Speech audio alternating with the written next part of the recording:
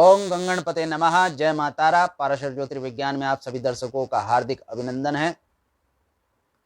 धनु राशि के जातकों पर 2 अगस्त सन 2020 प्रातः 8:17 धनु राशि के जातकों पर बुध के 2 अगस्त में होने वाले गोचर का क्या प्रभाव होगा, इस विषय में वार्ता करते हैं।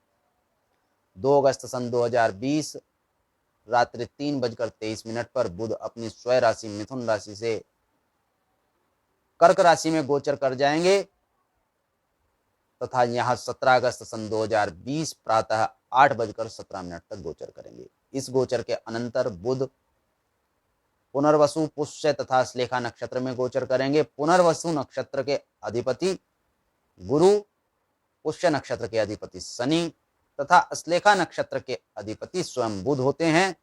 4 अगस्त सन 2020 तक बुध गुरु के नक्षत्र पुनर्वसु में, 10 अगस्त सन 2020 तक शनि के नक्षत्र पुष्य में तथा इसके पश्चात 17 अगस्त सन 2020 तक अपने स्वयं के नक्षत्र अश्लेखा नक्षत्र में गोचर करेंगे।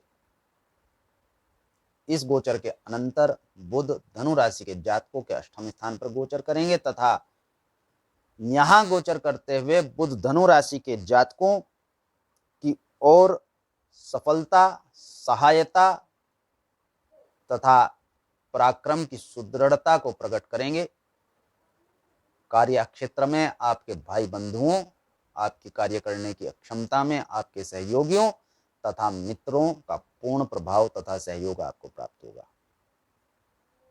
कार्य क्षेत्र में आपसे संबंधित कर्मचारी, आपके अधिकारी अथवा आपका न्यून वर्ग भी आपको पूरी सपोर्ट करेगा, पूरा सहयोग प्रदान करेगा, जिससे आपके कार्य करने की क्षमताएं बढ़ जाएंगी तथा कार्य करने की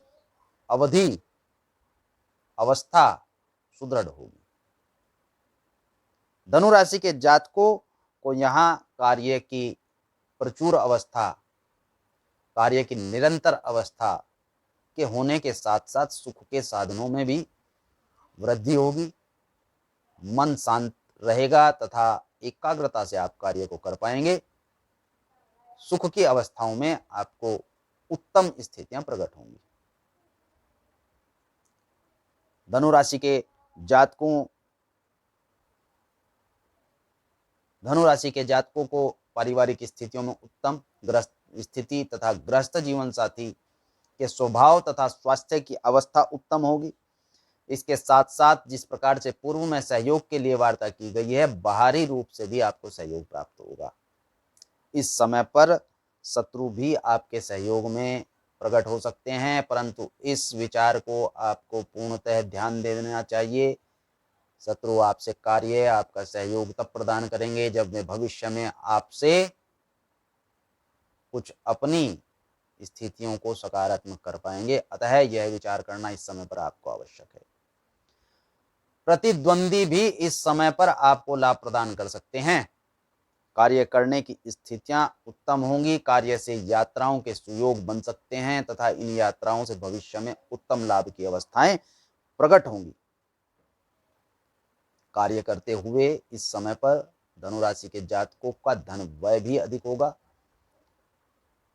परंतु यह सकारात्मक होगा। धनु राशि के जातकों के मूल बिंदु, मुख्य बिंदु की यदि और विचार किया जाए तो इस समय पर गुप्त स्थितियों को पढ़ने पर रखने का समय है। लाभ के अवसरों को भुनाते हुए यह देखने की आवश्यकता है कि यह आपको किस प्रकार प्राप्त हो रहा है। कहीं भविष्य में आपको इससे कोई नकारात्मकता तो नहीं आएगी।